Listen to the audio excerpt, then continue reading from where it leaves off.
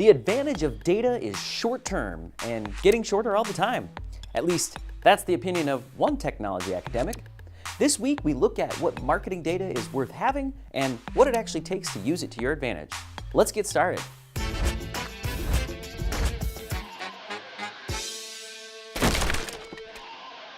Welcome to Marketing is Broken, the weekly show where we believe the easiest way to see if a product will sell is to put it in front of the customer.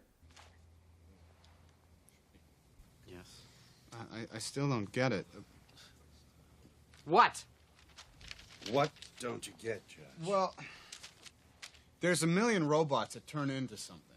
And this is a building that turned into a robot. What's fun about playing with a building? That's not any fun.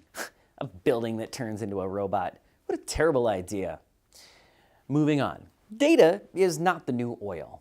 While many marketers have been stressing the importance of being more data-driven, people like Reza Zadeh think that if data were truly like oil, then having more of it would actually be more valuable. Instead, the adjunct professor of AI at Stanford University and founder/CEO of company vision startup Matroid says that data is actually more like a commodity because these days it's everywhere and none of it is inherently valuable. He points to examples of companies like Uber that failed to dominate smaller competitors in their space like Lyft despite having a huge data advantage. He says if data bears any similarity to oil, it's more as a lubricant than a fuel because it can help reduce the friction that comes with moving fast enough to stay abreast of tech trends and ahead of consumer needs. We wanted to ask someone who knows a lot about data to see if we could find out what makes it valuable. So we sat down with Jeff Sauer, the founder, CEO, and lead instructor of the Google Marketing Skills training provider, Data Driven, to ask him what kind of substance he thinks data is most like, among other things. So you run one of the most popular marketing skills sites for things like Google Analytics, Google Tag Manager, Data Studio, Google Ads. Do you ever get sick of Google, or do you just decide to Bing it sometimes? That's a good one. I love the Google suite. I love everything they stand for, and even the ethical component of Google, even though that comes under fire sometimes. But I love that they are focusing on the mission of organizing the world's information and making it generally useful and accessible. So how can marketers spot the difference between data that's valuable to an organization and information that might be novel or not that useful at all? Yeah, that's a good one. So I always say that the best analytics tool in the world is your bank account, because that's ultimately what your marketing did. That's what the value your business brought to the table.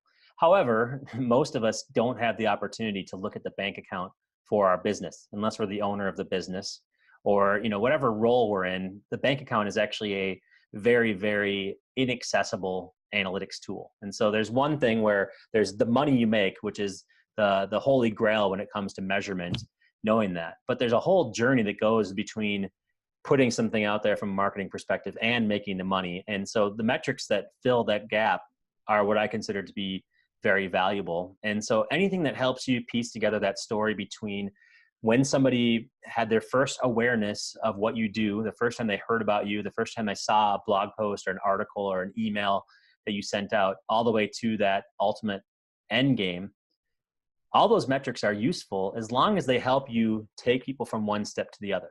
And that's really the most important thing I would say from a marketing perspective is no matter how long your marketing cycle is, whether it's a $3 or a 30-cent pack of gum at a grocery store, at a convenience store, all the way down to $1 million B2B enterprise level consulting package. The only difference between how you sell those things is the length and the number of contacts you need in order to sell something. Some things sell themselves because they're the price. Other things take a lot of effort. Now, the metrics you use in each of these cases, it really depends on how much, or like it depends on the value that you are looking to convey, and also how much work, how much effort, how much analytics do you need to prove that you sold a pack of gum versus that you sold $1 million consulting project. So I think everything in between can be useful, but a lot of times what people do is they take something that was meant to be for one type of persona and then they apply it to their business and they think that it's going to be this magic number that's going to make a lot of a difference. And what they don't realize is that that's not necessary for that type of business. It's really overkill or not enough for them. And so usually what ends up happening is everybody has a common denominator, which is Google Analytics. You install it. It's a one-size-fits-all tool. It's on billions of websites, and 80% or so of all websites that are out there. And they're telling you that the most important thing is sessions, users, bounce rate, time on page, and percentage of new visitors. I don't think that those things are really that important to almost any business at all. Yet that's what they steer you in the direction of. And so that's really where I think there's metrics that are less useful, and it's the surface level metrics that don't help you figure out how you're getting from point A to point Z. Sure. And so what's the best way for marketers to become more data-driven, regardless of their current level of data savviness? Because there's always tips out there for experts, there's tips out there for beginners, but there's never tips out there for where you're at. Yeah, good one. So I think the biggest question every single person can ask is, whenever you have a good idea for marketing, whenever you have a pretty picture that you want to put out there, whenever you want to write a blog post, whenever you want to just put yourself out there, whenever you want to create a market for your product or service, ask the question, how are we going to measure this? How are we going to know if this is successful or not? If you ask that question, you are on the verge or on the way to becoming data-driven. And that goes at all levels. Because you know what? Big companies, they'll put out lots of marketing efforts and they won't have any idea how they're going to measure it. And then they'll come back later on and say, hey, how do we know if this lifted the value of our brand? How do we know if we got more awareness? And so there's analytics that I handle for the most part are the known. I handle the known knowns, which is how many people came to your website, what did they do, what type of path did they take, did they buy?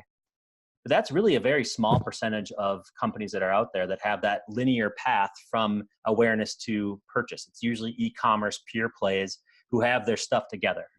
Everybody else has this gray area in between. And so you have to say, how am I going to measure this? And there's ways that you can measure it primarily. You can do a proprietary measurement where you're collecting the data yourself. And then there's things where you have to use what you do. Basically, you have to use brand metrics. You have to use more harder to define metrics that are more around the marketplace themselves. And you need to combine that into something that's of value. And so you really just need to say, how are we going to measure that? And sometimes you're going to say, we have Google Analytics, or we have Mixpanel, or we have any other type of system out there that can measure this natively. That's good. Other things you're going to say, how do we measure this? And you're going to say, I don't know. And that's where you need to start focusing on other ways of measurement. But is asking that question before you start launching something is the first step to being more data-driven. Jeff Sauer, thank you so much for your time. Thanks for having me. That's all the time we have for this week. What's your best metaphor for data? Do you think more is better, or is data simply a catalyst to help companies stay ahead of the game? Share your thoughts with a comment, and you might just win yourself some new Brandish Insights gear. We'll see you next time. Hey, it's Josh from Brandish Insights. Thank you for watching Marketing is Broken. If you like this week's episode, please click below to subscribe or check out other episodes. And if your company could use more insights around your branding efforts, check out brandishinsights.com.